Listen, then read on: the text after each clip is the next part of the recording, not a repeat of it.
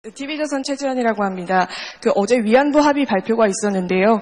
대통령께서 과연 만족하실 만한 수준의 위안부 합의 결과가 이루어졌는지 지난해 12월 28일에 비해서 만족하실 만한 수준이었는지 묻고 싶고, 그때 청와대에 오신 위안부 할머니들 취재해보니까 재협상이나 보통 파기를 주장하셨는데 어제 그 수준의 합의 결과는 나오지 못했습니다. 그거에 대한 대통령의 생각 궁금하고, 또 사드나 원전이나 다 절차적 정당성을 먼저 주장을 하시는데, 그거에 비해서 이제 지난 대선 때 공약으로 내세웠던 정책은 결국 실현되지 못한다는, 공약은 실현되지 못하고 있다는 평가도 나오거든요. 절차적 정당성만 주장하고.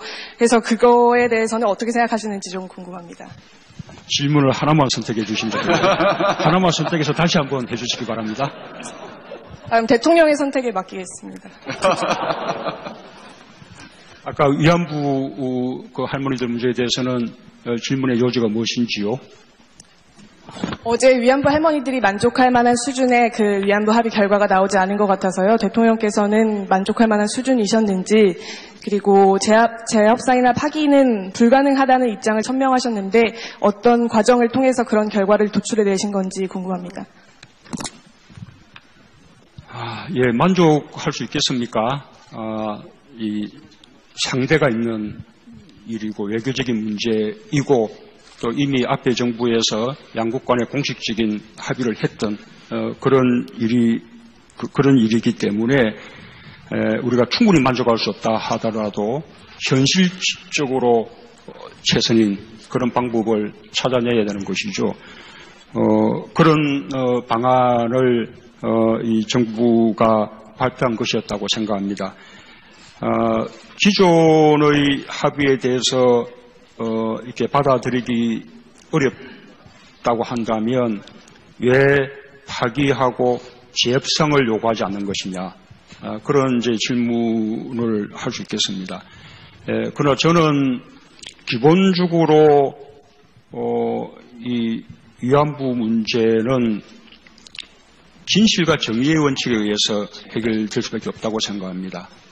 일본이 그 진실을 인정하고 또 피해자 할머니들에 대해서 진심을 다해서 사죄하고, 그리고 그것을 교훈으로 삼으면서 다시는 그런 일이 일어나지 않도록 국제사회와 함께 노력해 나갈 때, 그러면 할머니들도 그 피해를 용서할 수 있을 것이고 일본을 용서할 수 있을 것이고, 그것이 완전한 위안부 문제의 해결이라고 생각합니다. 그렇게 해결돼야 하는 것이지 정부와 정부 간에 피해자를 배제한 채 조건과 조건을 주고받는 방식으로 해결될 수 있는 문제가 아니라고 생각합니다. 지난 정부에서 양 정부가 그런 식으로 서로의 요구 조건을 주고받는 방식으로 피해자들을 배제한 가운데 문제 해결을 도모한 것 자체가 잘못된 방식이었던 것이죠. 우리는 일본에 대해서 위안부 문제의 말하자면 진실과 정의라는 원칙에 입각한 해결을 촉구할 것입니다. 그러나 그것은 우리가 기존의 합의를 파기하고 재협상을 요구함으로써 해결할 수 있는 문제는 아니다라고 생각하는 것입니다.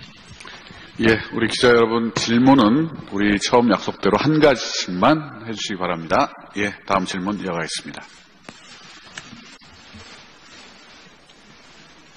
맨 끝에, 예. 네, 광남일보의 맹인섭입니다. 정치적인 질문 한 가지 올리겠습니다. 앞서 회견문에서도 말씀하셨듯이 6월 지방선거 관련해서 개헌을 말씀하셨습니다. 지금 우리 앞에는 지방분권 개헌 문제와 국가 균형 발전이라는 화두가 앞에 놓여 있습니다. 요즘 여론조사도 한창인데요.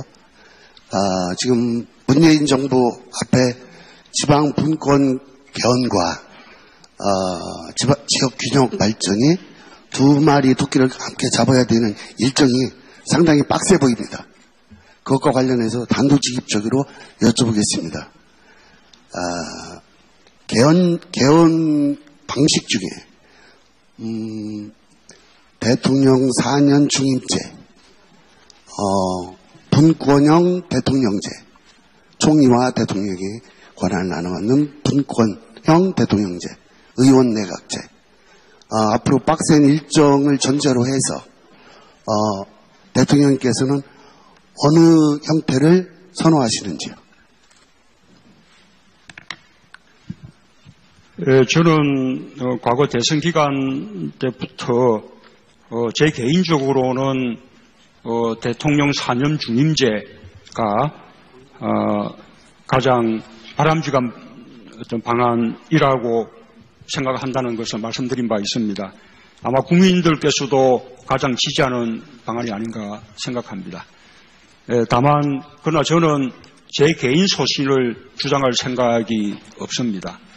개헌을 할 수 있어야 되기 때문에 개헌안에 대해서는 국회의 3분의 2 찬성을 받을 수 있어야 하고 또 국민투표에서 통과돼야 합니다. 그래서 국회가 동의하고 또 국민들이 지지할 수 있는 그런 어떤 최소 부모들을 찾아내는 것이 필요하다고 생각합니다. 그런 어떤 최소 부모 속에 지방 분권 개헌은 너무나 당연하다고 생각하고요. 또 국민들의 기본권을 확대하는 개헌도 저는 당연한 일이라고 생각합니다. 중앙 권력 구조를 어떻게 개편할 것인가라는 부분은 말하자면 많은 이견들이 있을 수 있는 그런 부분입니다. 그 부분에 대해서는 가장 지지받을 수 있는 방안을 찾아낼 수밖에 없는 것이고 만약에 그 부분에 대해서 하나의 합의를 이뤄낼 수 없다면 그 부분에 대해서는 또 개헌을 다음으로 미루는 그런 방안도 생각해야 할 것이라고 생각합니다. 어떤 선에서 우리가 합의를 이룰 수 있을 것인지 국회와 긴밀하게 더 협의해 나가겠습니다. 예, 정치 외교 안보 분야 일단 1라운드 마지막 질문입니다.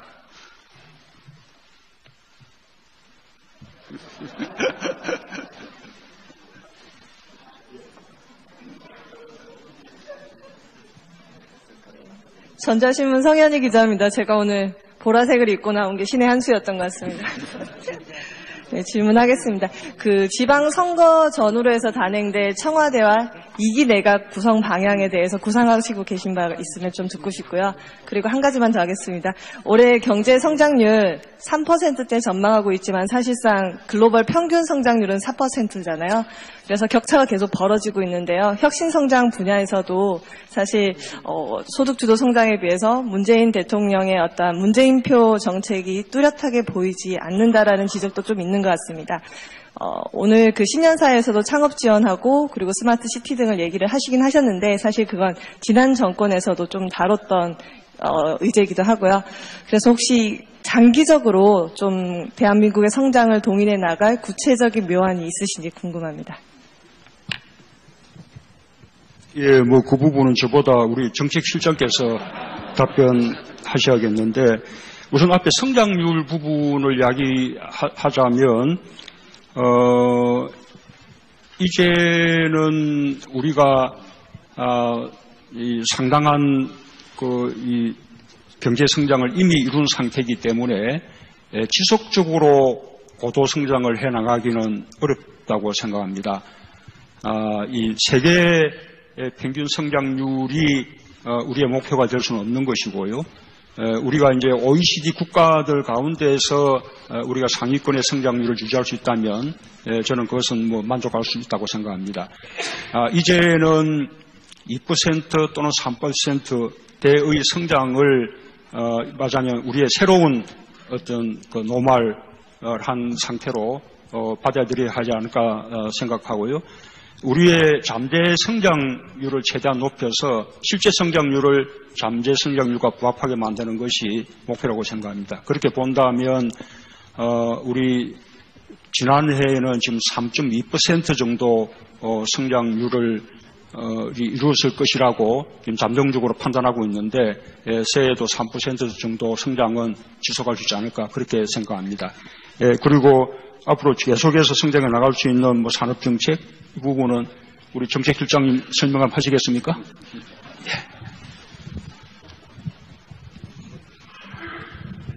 네, 지난해 저희가 그 혁신 성장안을 발표를 했는데요. 이 정부의 성장의 두 축입니다. 일자리 소득을 통해서 수요 창출을 통한 성장, 그리고 공급 측면에서 산업 분야의 성장을 지난해 12월에 발표를 저희가 했었는데요.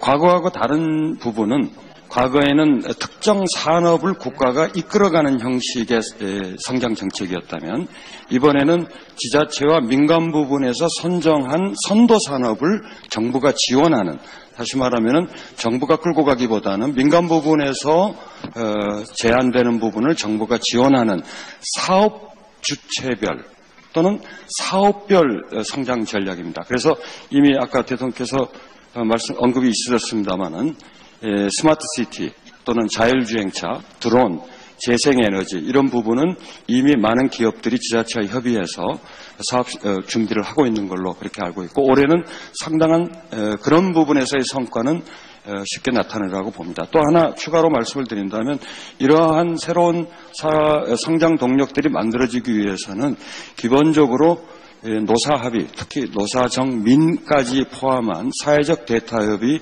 매우 중요하기 때문에 1월 중에 사회적 대타협에 관한 기구가 우리 노사정위원회가 출범이 되면 그러한 저희가 계획하고 있는 또는 민간에서 계획하고 있는 선도 사업에서 노사 대타협을 통해서 일자리도 만들고 또 새로운 사업 어떤 산업을 일으키는 그런 좋은 사례를 만들려고 예정을 하고 있습니다. 네. 그리고 성현아 기자님, 청와대 및 2기 첫 내각 번째 구성, 질문이 네. 청와대 2기 개편에 청와대 대한 및 2기 내각 2기 내각.